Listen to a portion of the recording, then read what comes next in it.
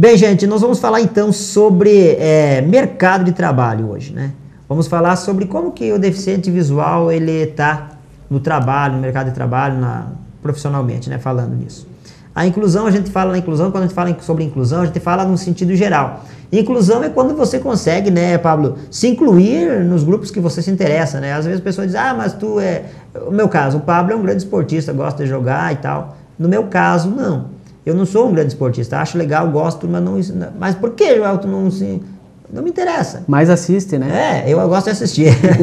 E é interessante o seguinte, ó, a inclusão é naquilo que te interessa. Daqui a pouco você não quer se incluir para o jogo de goalball ou de futsal, que a gente fala, futebol, isso é uma coisa tua. Mas a inclusão, ela é algo que se te interessa, você pode entrar no meio do grupo e fazer parte, né? Então vamos falar sobre o mercado de trabalho, como é que nós estamos no mercado de trabalho, o deficiente visual está na região e em Farroupilha no mercado de trabalho, Pablo. Vamos falar sobre isso aí. Esses tempos tivemos uma discussão estou fazendo curso de Educação Física na FSG, né? E tivemos uma matéria e nós estávamos discutindo sobre isso, né? Que geralmente os empresários contratam o deficiente, qualquer deficiência, não só na visual, mas uma que tem mais dificuldade é a visual e a deficiência cognitiva, deficiência mental. Uhum. Que falou que é um deficiente visual, eles ficam meio receosos em contratar, né? Hoje em Farroupilha, se tu for ver, nas nossas empresas aí, deficientes visuais trabalhando, nós temos 5 deficientes visuais da entidade, da FADEV, trabalhando em empresas. Mas se tu for puxar pelo lado, se eles pegaram essas pessoas a trabalhar pela capacidade delas, ou pegaram essas pessoas pela cota, pela lei. Exatamente. E eu acredito que é mais pela lei. É interessante, Pablo, uma vez nós tivemos, quando essa ideia de falar sobre inclusão no mercado de trabalho estava bem começando, havia grandes dificuldades de se conseguir, nós tivemos um curso com o Ministério do Trabalho, eles falando sobre a lei, e eu me levantei no plenário e disse, eu só vou procurar emprego, só vai ter realmente emprego quando vocês começarem a conversar com as empresas de perto sobre o assunto. Ou eu vou pegar um livro da lei, vou chegar com o livro debaixo do braço, se você me contrata, ou eu vou te chamar na lei, não dá certo. É interessante que foi feito um grande trabalho de divulgação e várias palestras que nós fizemos também, né, Pablo, sobre esse assunto, e foi abrindo a cabeça do empresário hoje.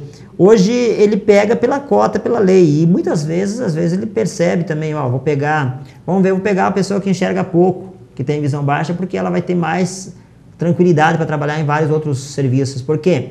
Eu trabalhei numa empresa durante 6 anos e meio, numa metalúrgica de Farroupilha, uma grande empresa de Farroupilha, e graças a Deus me dei bem. Mas teve momentos que eu tive vontade de jogar toalha e correr, de ir embora. Provavelmente foi no início. Foi no início. Quando eu comecei a trabalhar, Pablo, eu fui colocado de auxiliar numa máquina onde tinha uma moça que trabalhava na máquina e tinha um outro que trabalhava também assessorando ela com a embalagem. E eu ajudava ele. Aí um dia eu passei pela minha chefe, ela estava falando com o supervisor que ia ter que tirar o outro da máquina, que eu ia ter que produzir sozinho ali. E aquilo me deu um arrepio, me apavorei. Porque era 5.500 peças no dia que nós tínhamos que fazer, em média. E era muito complicado, tinha que pegar um saquinho que vinha num fardinho, abrir aquele saquinho, colocar uma tampa dentro, contar de 10 em 10 e colocar elas empilhadinhas, depois colocar mais uma separação dentro de um cesto, fechar e anotar. Eu digo, meu Deus, eu não vou dar conta. E eu fiquei os primeiros dias sozinho, não dava certo, empilhava a peça em cima da mesa, e eu apavorado, e tentava dar jeito, e a guria que trabalhava comigo ficava nervosa porque ela não podia produzir, e parecia que era para ela que ela estava trabalhando, não era para a empresa, ela ficava bem doida. Aí eu fui para o banheiro da fábrica e deixei a mesa cheia de peças. E cheguei no banheiro da fábrica e tinha uma latinha de lixo, estava vazia, eu virei aquela latinha de lixo, sentei naquela latinha de lixo e comecei a chorar. Coloquei a cabeça no meio das pernas, como faz uma criança, comecei a chorar. Bem apavorado, desesperado, digo, não vou conseguir dar conta, eu vou pedir para ir embora. Mas naquilo fiquei ali uns 10 minutos e uma situação muito difícil. E aí comecei a pensar nas pessoas que me indicaram, que me prepararam, a instituição que abriu porta para mim, que foram lá, fizeram todo aquele trabalho, e eu digo, se eu não der conta, depois como é que vai ficar para os outros deficientes que vierem? Aquilo me deu uma coisa, sabe? E eu me deu um excesso de coragem, né? Eu levantei e disse, eu vou lá, vou dar conta dessa máquina. Eu levantei, lavei o rosto, saí caminhando duro em direção à máquina de água. Agora eu dou conta. Aí parece que tu pensa que uma mágica vai acontecer, né? Tirou combustível pra ti. Aí cheguei ali na máquina, rapaz, a mesa estava limpa, a guria tinha preparado as peças. Foi questão de 30 segundos, já tinha peça de sobra em cima da minha mesa. Aí que eu me apavorei, eu vi que as coisas não acontecem com uma passe de mágica. Aí tu viu que a coisa estava preta. Aí eu comecei a trabalhar essa questão, né? E aí fui aprendendo, com o passar de uns 2 meses, eu peguei uma prática tão grande naquele trabalho que eu fazia, dava conta da minha máquina e ainda ajudava na esteira ao lado, às vezes. Então, quando um deficiente visual ele se prepara naquela função que ele está fazendo, ele pega a repetição do movimento, ele pega as coordenadas da mesa, o jeito, que tamanho que tem a mesa, que espaço que ele tem para se movimentar, onde é que tá as peças que ele organiza, né? Tudo organizadinho. Ele produz tanto ou mais quanto qualquer pessoa que tem a visão normal. Então esse receio, quando algum empresário fala alguma coisa para mim, eu digo, procura saber de empresas que já tem. Que já tem. Então é bem importante, nós vemos, né, Temos Pablo, casos aqui em Farroupilha, né? Farroupilha, Caxias, Bento, nós temos pessoas incluídas, né? Lembra aquele momento que tu teve que sair por 1, 2 anos de Farroupilha? Sim. Que acabei assumindo a FADEV, né? Fiquei na presidência. Aí no primeiro ano, teve um colega nosso que foi numa empresa e largou um currículo. E nessa empresa que ele largou o currículo, no ano seguinte, eles me chamaram, fiz uma entrevista, mas eu disse para a moça assim, não, se é para mim vir aqui trabalhar na produção e eu não puder crescer, eu não vou querer, eu vou indicar um colega meu. Aí acabei indicando, né, o Cassiano, indiquei o Cassiano, ele começou a trabalhar, né, nessa empresa, e não deu uma semana, a moça estava me ligando para ver se tinha mais algum deficiente visual, exatamente, porque ele estava produzindo mais do que uma pessoa... Um vidente. Eu acho que as pessoas, quando verem um deficiente visual, eles esquecem que por trás da deficiência visual existe um ser humano, né? Que tem defeitos, virtudes, que tem um caráter, né?